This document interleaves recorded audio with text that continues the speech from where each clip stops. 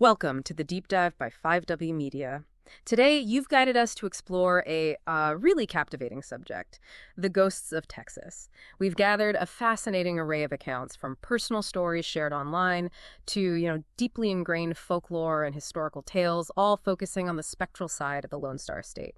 Our mission is to really dig into these eerie narratives, identify some of the recurring patterns, and perhaps get a sense of why Texas holds such a prominent place in the realm of haunted history. Okay, let's dive in. Yeah, what immediately strikes me is just the sheer volume and the deeply personal nature of so many of these experiences. Looking at like the Reddit thread, you see this incredible tapestry of individual encounters from all across Texas, each one with its own unique and, well, often unsettling details. Absolutely. Take the listener who recounted their ghost hunt in Old Town Spring. I mean, the flickering lights and that spiking EMF meter in the abandoned Masonic Lodge. That definitely sets a classic spooky scene. But what really grabbed me was the detail about them hearing distant gunshots while discussing a murder that had occurred on the very same property. It's almost like echoes of the past are somehow still, resonating there. That sense of history lingering is such a powerful element in so many of these narratives. The legend of La Llorona at Woman Hollering Creek near San Antonio is a perfect example, right? This isn't just some ghost story. It's a piece of really deeply rooted folklore tied to a specific place and a sorrowful tale of loss that continues to be felt by those who report hearing those mournful cries or even seeing her ghostly figure. Yeah, it's iconic. And then you have places like Goatman Bridge, that Reddit account of those college students encountering what seemed like a ritualistic setup. Right, the chicken bones and incense. Exactly. And then that hooded figure, it's a different kind of fear, isn't it? It sort of treads that line between the potentially paranormal and something more maybe earthly, yet still deeply disturbing. Totally. And the fact that this bridge is well known enough to have been featured on shows like Ghost Adventures really underscores its enduringly creepy reputation. It does. Precisely. The Goatman Bridge legend also highlights how certain locations can become like magnets for local lore and even activities that then further fuel those legends. The mention of hazing rituals adds another layer to the story, showing how human actions, even, non-supernatural ones, can become intertwined with these tales of the uncanny. Moving north a bit to Huntsville, the stories surrounding the Walls Unit prison are particularly intense, especially given its history. I mean, the location of so many executions. Oh, absolutely. The idea of an unused section, the former death row, with those clanging doors and the full-body apparition on the catwalk, it's hard not to feel a profound sense of unease just hearing about it. And then there's Demon Road, also in Huntsville, that chilling image of a child with glowing eyes and the unsettling claim that spirits can follow you home from a road leading to a cemetery. That's classic ghost story imagery that really sticks with you. The connection to places where death and perhaps intense suffering have occurred is definitely a recurring theme. It really prompts you to consider if certain locations somehow retain an imprint of those events, leading to these kinds of reports. Even the seemingly milder accounts, like the Steamboat House in Huntsville, with its closing doors and moving rocking chairs, all associated with Sam Houston's death, they contribute to this overall feeling that Texas is a place where history isn't just in books. Right. It's almost palpable, sometimes in very unexpected ways. And the fact that even the graveyard where Sam Houston is buried is considered creepy, it all adds to this rich tapestry of haunted tales. And what's really interesting is the sheer variety of the phenomena reported. I mean, you have the quite specific and frankly bizarre, like the folded clothes in that San Antonio account. Oh, yeah, that one. This recurring, inexplicable experience. It's not really a traditional haunting, is it?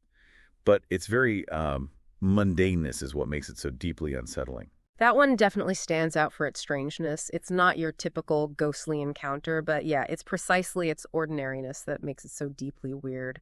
Then you have the rural North Texas account, those tribal drums and the shadow figure, which takes a much darker turn with that disturbing statement attributed to the young daughter about voices and violence. There is justification in killing your parents. I mean... Yeah, that one moves beyond the realm of typical ghost stories and into something, well, truly unsettling. That account touches on a much more primal fear, doesn't it? Where the boundaries between the supernatural and the potential for, human darkness seem to blur. The fact that the mother's other daughters also reported similar experiences, the shadowy figures and the Indian drums, adds a layer of consistency that makes it particularly chilling. The story of Herbie Junior High in Alvin, allegedly built on a mass cemetery from the devastating Galveston hurricane of 1900. That's another powerful example of tragedy potentially leaving a lasting imprint on a place. Definitely. The sheer scale of loss in that hurricane is almost unimaginable, so it's perhaps not surprising that stories of unsettling occurrences at a school built on such a site would emerge. These kinds of stories can often serve as a way for communities to remember and maybe process tragic events. The idea that the spirits of those lost might still linger connects the present to the past in a very tangible, albeit unsettling way. And we absolutely have to mention the Emily Morgan Hotel in San Antonio. Oh, for sure, a classic. Built on the very grounds where Mexican forces battled Texans at the Alamo's Long Barracks, with so much loss of life nearby. And then having served as a medical arts building with a possible psychiatric wing, a morgue, and even a crematorium. Wow. It almost sounds like a perfect storm for a haunted location. It really does. The unexplained music, the smell of cigar smoke only during intimate moments, the numerous staff stories, it all contributes to its well-deserved reputation as one of the most haunted hotels in the world. The Emily Morgan really is a fascinating case study in how a building's history and its various functions can contribute to its haunted reputation. Even architectural details, like those gargoyles depicting ailments, sort of add to its overall eerie atmosphere, and the superstitions surrounding the 13th and 14th floors. That really speaks to the enduring belief in its paranormal activity. Then we have the USS Lexington in Corpus Christi, the idea of a friendly ghost, a former crewman named Charlie. Right, Charlie. Alongside ghostly echoes of past combat.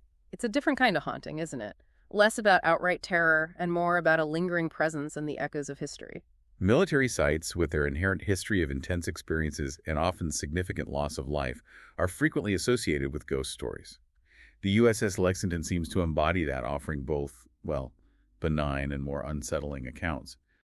The stark contrast with the Weird House, also in Corpus Christi, is quite striking, though. That intense feeling of malevolence and evil associated with a demolished house near an abandoned hangar. That suggests a different kind of residual energy, something perhaps truly negative. Those visceral feelings of dread and unease are often reported in connection with places believed to be haunted. And while it's a subjective experience, the consistency of such feelings across different individuals can be quite compelling, The abandoned church in Terlingua offers another intriguing account. 2 photos inexplicably turning completely blue out of thousands. Yeah, completely blue. And the feeling of having a coherent conversation with the ghost of a boy in the cemetery. It really highlights how personal and unique some of these encounters can be. And that feeling of being hunted and experiencing intense anxiety while camping at Oxford Ranch, that primal fear coming to the surface once again. These individual experiences, while, anecdotal, really contribute to the overall rich tapestry of Texas ghost stories. They make you wonder if there are indeed places where the boundary between what we perceive as the living world and something else feels particularly thin. Even phenomena that might have scientific explanations, like the blue glow at Blue Light Cemetery, potentially labradorescence, right? Right, that mineral effect. Even that gets woven into the fabric of local lore, sometimes right alongside more overtly paranormal claims like eerie earthworks and possible face signs. Yeah, like fairy rings and ribbons. And that private cemetery with the children's graves where toys seem to move, that really tugs at the heartstrings, doesn't it? It does. That interplay between the explained and the unexplained is part of what makes these stories so enduring. Even if a phenomenon has a natural cause, the atmosphere of a place can still strongly influence belief in the supernatural. Galveston Island is widely considered to be haunted, with frequent sightings of shadow figures in homes, especially in rooms that were once porches, interestingly enough. Oh, that's specific. And paranormal activity in a grocery store attributed to a previous owner known as Red, a full-body apparition, apparently. Wow. Seems like some places just accumulate these stories over time, almost becoming synonymous with the supernatural. Yeah. Coastal areas especially, with their long histories and experiences with powerful natural events like hurricanes. They often have a very strong tradition of ghost stories. The sense of loss and the sheer power of the elements can leave a lasting impression that manifests in local folklore. The darker side of these legends surfaces with the urban legend of Possum Kingdom Lake, the one that inspired the Toady song. Oh yeah, that's a grim one. It's a stark reminder that some hauntings are rooted in real human violence and tragedy, even if the details might get embellished over time. These more disturbing legends often serve as cautionary tales, reflecting societal anxieties and fears. They tap into the darker aspects of human nature and our understanding of right and wrong. And of course, we can't forget Waxahachie, a town with a strong reputation for being one of the most haunted in Texas, even if one listener hadn't had personal experiences there. Just that reputation itself speaks volumes about the power of these stories. It really does. And then the unsettling atmosphere of near-abandoned Toya, where even the daytime felt creepy and the strange fear experienced overnight. It really highlights how a place's history and its current state can evoke very strong feelings and a sense of unease. The atmosphere of a place can be incredibly powerful. Abandoned towns often carry a palpable sense of loss and decay, which can very easily be interpreted as a lingering presence or, a haunting. The recurring apparition of a bald, pale man in khaki pants and a green shirt, seen in seemingly impossible locations around Cleveland and the Texas City Dike, that is another truly bizarre and unsettling tale. The consistency of the description across multiple sightings really adds to its strangeness and makes you wonder what the story behind that might be. The detail of the repeated sightings of the same figure in such disparate and sometimes physically improbable locations is what makes that account so particularly eerie. It definitely suggests something beyond a simple case of mistaken identity. And even Enchanted Rock, while not associated with specific ghost stories in our sources, has a generally acknowledged eerie atmosphere. It's like some places just have a certain feeling about them, right? An energy that's hard to define. That sense of place, that intuitive feeling that something is different, is often the very seed from which many ghost stories eventually grow. Shifting focus a bit, the Texas version of the Headless Horseman, El Muerto, who rides south and west of San Antonio, is a fascinating and uniquely Texan piece of folklore. The origin story involving Bigfoot Wallace decapitating the horse thief Vidal is just classic Texas legend stuff. It really is. The way local legends become intertwined with the figures of regional history, like Bigfoot Wallace in this case, is a really key element of how these stories are shaped and remembered. El Muerto offers a distinctly Texan spin on a very old and widespread archetype. And the fact that this legend made its way into literature with Mayne Reid's 1865 novel, The Headless Horseman, really shows how quickly these kinds of tales can capture the popular imagination and become part of the broader cultural landscape. Absolutely. It's interesting how Cree Taylor is also credited with spreading the tale. It really speaks to the power of storytelling and how these narratives are kept alive. The evolution of a legend like El Muerto really highlights the collaborative nature of folklore. These stories are told, retold, and adapted over time, reflecting the cultural values, the anxieties, and the shared imagination of the people who keep them alive. The true ghost towns of Texas, places like Indianola, Independence, Toya, Paducah, and Barstow, each have their own unique and often unsettling stories to tell. Yeah, a whole category in themselves. Indianola, ravaged by hurricanes and largely abandoned, with those legends of ghosts walking the ruins and whispers on the night air. It's a really poignant reminder of a town lost to the forces of nature. The ghost stories associated with ghost towns often serve as a kind of lament for what was lost, a way to keep the memory of those communities and the lives lived there from completely fading away. Independence, with its more unusual legends of electromagnetic fields causing strange physical and mental effects, that takes a slightly different, almost science fiction tinged approach to its haunting, doesn't it? It does. It makes you wonder about how our understanding, or maybe misunderstanding, of the world around us influences the way we interpret these phenomena. That blending of folklore with elements that almost sound like pseudoscience is something you see occasionally. It perhaps reflects a more modern desire to try and understand the unknown through different frameworks, even if those frameworks aren't strictly scientific. Toya and Paducah, both mysteriously abandoned, each with their own unsettling encounters, the bizarre sphere of light in Toya, and that hooded figure believed to be death itself in Paducah. Yikes. Really add to this collection of eerie Texan locales, each with its own distinct flavor of the uncanny. The very mystery surrounding the abandonment of these towns only amplifies the eerie atmosphere that clings to them, making them particularly fertile ground for the growth of ghost stories and legends. And Barstow, the former prosperous farming town devastated by a broken dam and long periods of drought, now with those legends of robed specters floating around its deserted streets. It's another powerful example of tragedy and loss, giving rise to these enduring ghostly tales. Again, the recurring theme of significant loss and the impact of devastating events on communities seems to be a powerful catalyst for these legends of lingering spirits. Okay, now I absolutely have to talk about McDowell. This century-old legend of a ghost haunting a creek bed in Erath County is Well, it's a deep dive in itself. It really is. Yeah. A fascinating one. It all started with the tragic story of a pioneer family, a young woman, a young man, their young son, and an infant who were killed and scalped by raiding Comanche in the early 1850s and buried nearby. And what's fascinating is how this tragedy then seems to have, imprinted itself on the land. Decades later, in 1909, a man named Joe Hickey bought the land, despite local warnings. Yeah, they warned him. And his family began experiencing a whole host of strange and unsettling events. The personal encounters of the Hickey family are truly chilling. Joe's wife saw a woman simply disappear at their gate, just gone. Mm-hmm. Joe himself witnessed a woman vanish while he was plowing his field.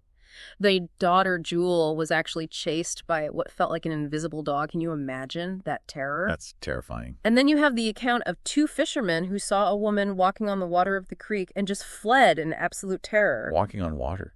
Hmm. Wow. And it gets even more personal for Joe Hickey, doesn't it? Yeah. There's that bizarre account of him being inexplicably kissed on the cheek in the dark. Yeah. So weird.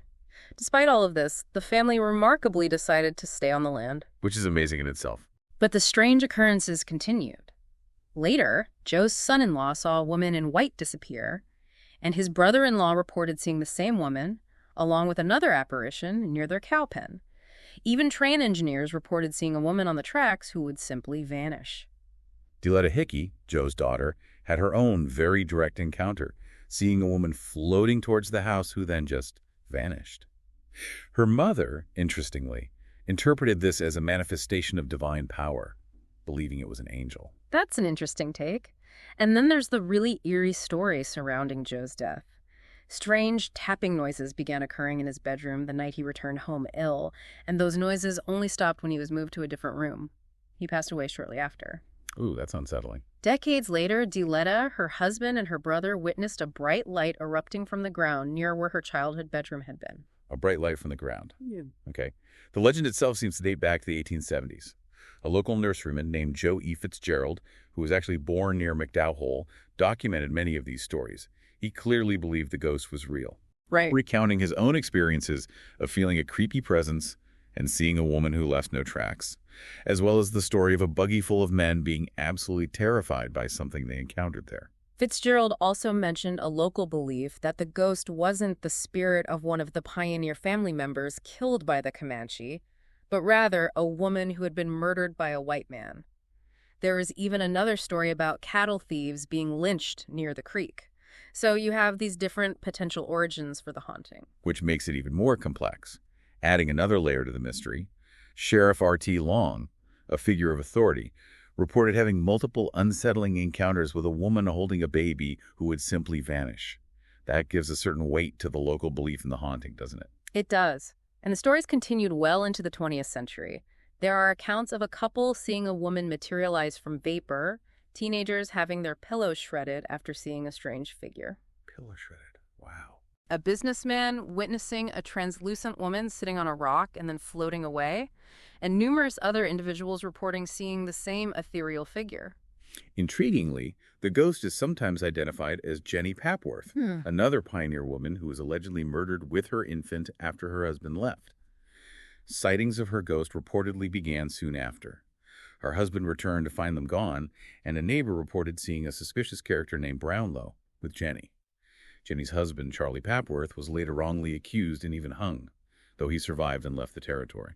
Brownlow later confessed on his deathbed to killing Jenny and her baby. What a story. And the Keith family also apparently had terrifying encounters in the abandoned Papworth cabin. So many layers to this one. So despite the varying explanations and the passage of time, the legend of the haunting at McDowell Hole has clearly persisted in local folklore for over a century.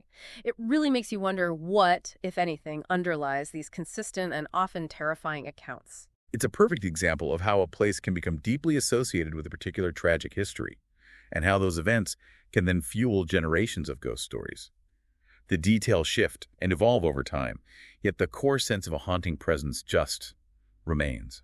Finally, we have more haunted locations to touch on. The urban legend of the haunted railroad tracks in San Antonio is a particularly well-known and poignant story. Oh yeah, the ghost children? The tragic school bus accident and the ghostly children who supposedly push stalled cars off the tracks. It's a very powerful narrative.